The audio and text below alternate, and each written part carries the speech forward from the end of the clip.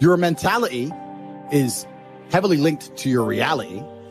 And the fact that most people have such weak mindsets comes from the fact that they have a weak life, a weak body, a weak social circle, a weak network, a weak bank account, a weak relationship, and then their mind is weak. Well, of course. Whereas if you had a group of soldiers around you, men who were dedicated, who would ride or die with you, if you were strong, if your woman would never leave you no matter what because she idolizes you, then your mentality would be strong. Your mind would be strong by extension. So if someone comes to me and goes, I doubt myself, I usually look at them and go, yeah, I understand why. You're a little fat piece of shit. You're stupid. Of course you do.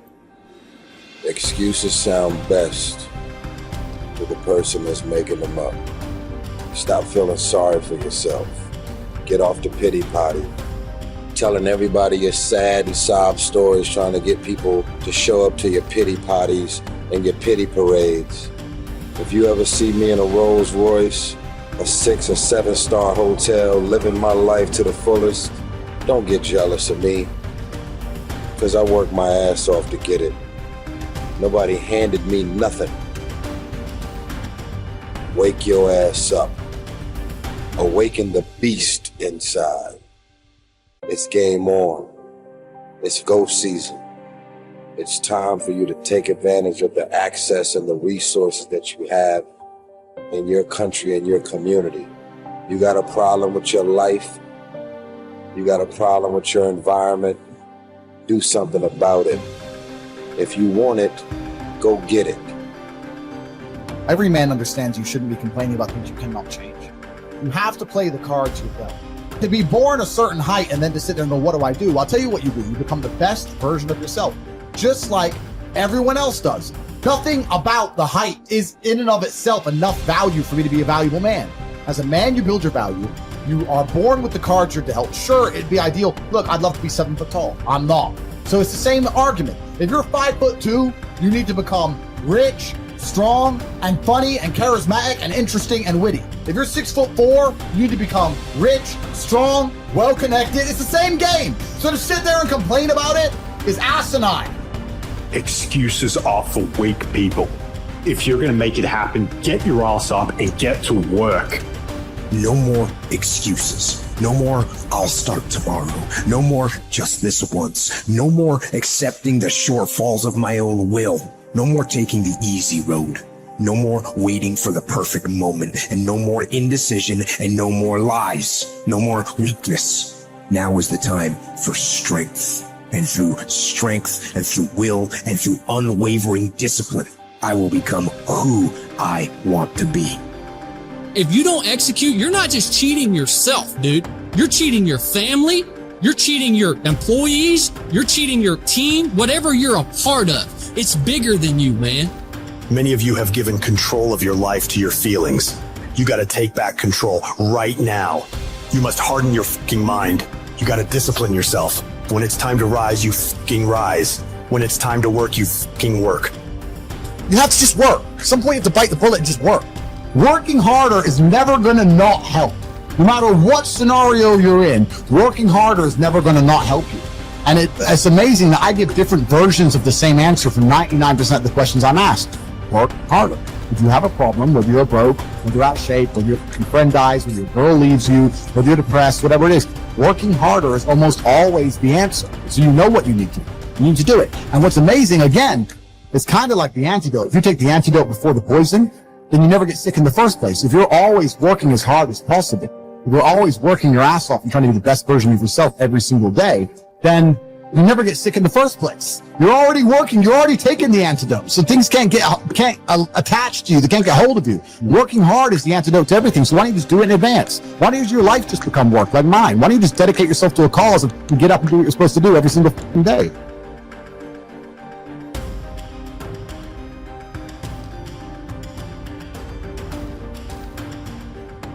I want to talk to you today because I hope that of all the talks that happen here, you forget about me, but that this changes your life. And I want to remind you of something as I begin today, that you were born to do something great with your life, that you're extraordinary. Listen to me, that you're enough, that you're special, that you're favored, that you're chosen, regardless of where you come from, regardless of what you've been carrying with you. Some of you come in here today, and you know what? You've even thought of harming yourselves. Maybe you're even proud of the fact you haven't killed yourself. But every day, some of us are killing ourselves with the shame we carry from something we've done, some humiliation, some fear. We put this gun to our head every day that tells us we're not enough. We're not strong enough, pretty enough, smart enough, favored enough, that we're doomed. And we carry these guns in our head every day that shame us, that take our confidence from us, that steal our joy. It's like a knife. You don't have to kill yourself because you do it every day. You do it over and over and over again, and there's a better way forward. You can put those things down in your life. You could decide today that you were born to do something great. You could set aside this weapon that you keep using against yourself to hold you back from your joy, from your passion, from your achievement, from all the goodies in life. You could decide today, just intentionally, to set this weapon down, whatever it is. Something from your childhood, a divorce, a business failure, something you're just not proud of that you've done. Set it down. Stop using it as a weapon against yourself and realize that happened for you and not to you. I'll prove it to you. I'm a big believer in fake it till you make it. I don't want you seeing, people say, well, social media is so full of like these fake lives. People have always lived fake lives. I was living a fake life way before social media came along. In fact, when I became an entrepreneur, I wanted to be somebody so bad. I wanted to be rich so bad. I thought, if I don't look successful, no one's going to listen to me. Who's going to listen to a young kid in business about how to save your money when I didn't have any? That was my own limiting belief. What's yours? You have this kind of convoluted limiting belief about why you can't do something right now that's your own BS story you keep telling yourself. How about you just drop that story? How about you just decide it's a lie, even if it is true? I'm not going to just teach you not to tap into your pain. I'm going to teach you how to do it. Okay, I teach people how to change things technically, but I believe in this concept of living blissfully dissatisfied, which means there's a way. Most achievers have it backwards. They think, hey, if I enjoy my success, I'm going to lose all my drive, right? And then other people that aren't successful yet, haven't reached what they want, or they delay their bliss until a destination in the future. Once I get this relationship, once I make that money, once I get that car, once I have that home, then I'll let myself feel bliss. And so I teach you that the concept is you can live blissfully and still be dissatisfied. Your pathway to changing how you feel about yourself, of getting to the next level, is always giving, always giving, always giving. I have this thing I kind of run my life through that kind of is my governor on my life of when I'm trying to give and when I'm trying to make a difference for people. And I just have this hallucination. I am a Christian, and so I believe that someday when I die, there's an accounting. I don't care if you. I'm actually one of these very interesting people that I believe in the quantum field and energy because I know it exists, and I believe my Lord and Savior created it. You have whatever your belief is wonderful. I don't preach. I just want you to know. I know there's an energy field. I know there's a God, and Lewis asked me on the show, what are 3 truths? And I said, the first thing is there's a God. I just want you to know that. So you believe your beliefs. I respect them. I admire them. I have people from every belief center in the world on my program. But I just want to say to you, this is my prism I live my life through. It governs my decision making. And I make mistakes all the time. One of the cool things about being a Christian is I'm saved by the grace of God because I know I'm going to sin. That's one of the cool things about my particular faith. But the point that I want to make, because I sin all the time. I make mistakes all the time. I've already used profanity, I think, 4 times in this talk. So I know for sure I've made some mistakes. But let me tell you how I govern my life. I believe at the end of my life there's an accounting. And I'm going to sit in front of my Lord, and I want him to say, well done, good and faithful servant. But having said that, no matter what your beliefs are, I think that I actually get to meet somebody interesting. Maybe you don't believe in anything faith-based, but I bet you believe there's a recording going on in your life. Someone's paying attention. Someone's going to tell the story of your life. Maybe your great-granddaughter will carry the legacy of your life and what you've done, but someone's paying attention to what you're doing here. You've always had that sense. You've always known your life mattered. You've always known since you were a little girl that there's something special you're supposed to be doing. And that anxiety, that fear you have is maybe you're not doing it. In life, our first job is this: to divide and distinguish things into 2 categories. Externals I cannot control, but the choice I make with regard to them I do control. Where will I find good and bad? In me, in my choices. Negative visualization, in other words, teaches us to embrace whatever life we happen to be living and to extract every bit of delight we can from it.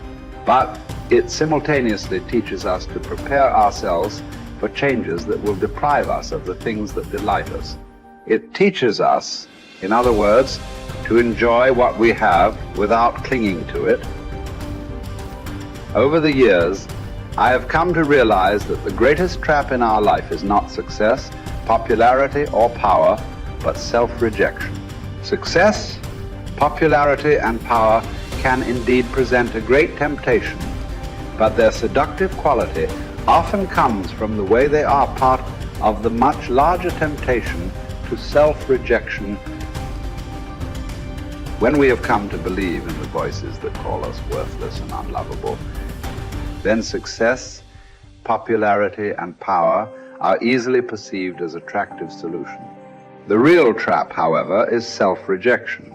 As soon as someone accuses me or criticizes me, as soon as I'm rejected, left alone, or abandoned, I find myself thinking, well, that proves once again that I'm a nobody. My dark side says, I am no good. I deserve to be pushed aside, forgotten, rejected, and abandoned. Self-rejection is the greatest enemy of the spiritual life because it contradicts the sacred voice that calls us the beloved. Being the beloved constitutes the core truth of our existence. Life is neither a glorious highlight reel nor a monstrous tragedy. Every day is a good day to live and a good day to die. Every day is also an apt time to learn and express joy and love for the entire natural world. Each day is an apt time to make contact with other people and express empathy for the entire world. Each day is perfect to accept with indifference all aspects of being. Persuade me or prove to me that I'm mistaken in thought or deed, and I will gladly change. For it is the truth I seek, and the truth never harmed anyone. Harm comes from persisting in error and clinging to ignorance. Let us too overcome all things, with our reward consisting not in any wreath or garland, not in trumpet, calls for silence, for ceremonial proclamation of our name, but in moral worth, in strength of spirit, in a peace that is won forever, once in any contest fortune has been utterly defeated. How is it that discipline and the straight and narrow offer the best chance for a good life? And how is it that we have forgotten that is the case? Well, the reason that discipline is necessary is because you're a mass of competing short-term interests. And so the question is then, well, which short-term interest should win out? And the answer to that is, well, none of them. They need to be organized into a hierarchy that makes them functional across time and across individuals. So like a 2-year-old is very likely to act out his or her proximal impulse. But of course, a 2-year-old can't survive in the world. You have to bring your primary instincts, let's say, under the regulatory structure of a higher order value system that allows them to manifest themselves without undue mutual sacrifice across large spans of time in the presence of large numbers of other people.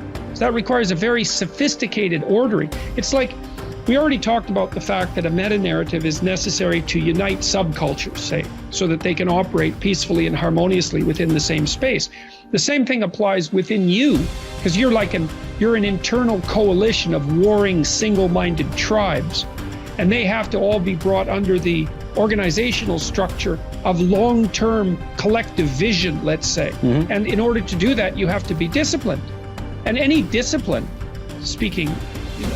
technically speaking, is an attempt to bring all those competing short-term impulses under a larger scale and more inclusive framework. And so you do that, and then, well, that's actually what gives you freedom. Being impulsive and being free aren't the same things, because if you're impulsive, you're just the slave of your impulses. Right. There's no freedom in that. That's the same freedom, so to speak, literally, that a 2-year-old has, because a 2-year-old isn't socialized yet. So it's a completely, that doesn't function in the sophisticated world. It doesn't work. Right. Everyone knows it.